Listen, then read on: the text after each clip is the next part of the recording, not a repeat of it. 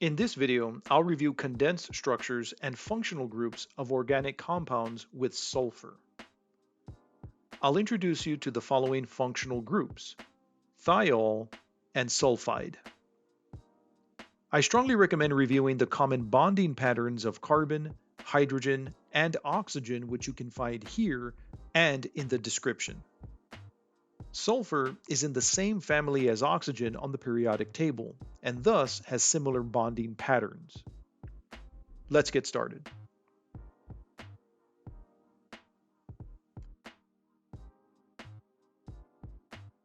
Here's an example of an organic compound with sulfur.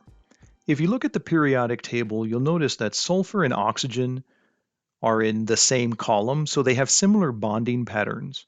So in terms of bonding, what we see for oxygen, we'll see the same thing for sulfur, although the name of the functional group does change. Let's draw this Lewis structure.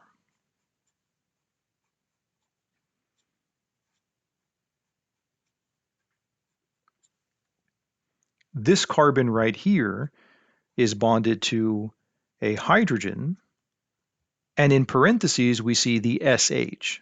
In parentheses, that means this group is bonded to the previous carbon,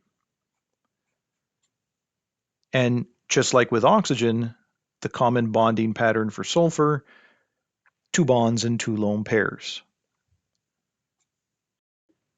Continue the chain here with the CH2 right here, and end with this SH group at the end. So these functional groups right here,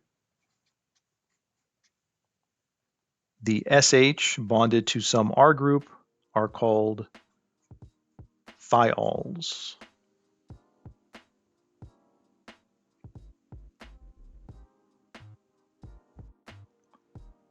Let's close with this sulfur example. Very similar to oxygen, we expect sulfur to have 2 bonds and 2 lone pairs. Let's draw this Lewis structure.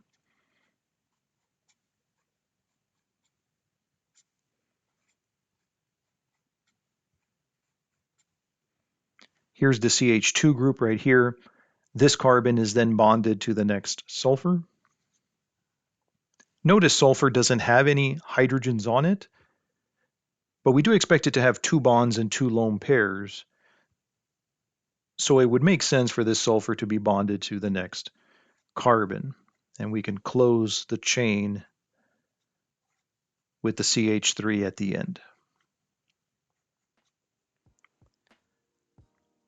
The sulfur that's bonded to 2 R groups. In this example, both R groups are the same. They could be different. This functional group is commonly referred to as the sulfide functional group.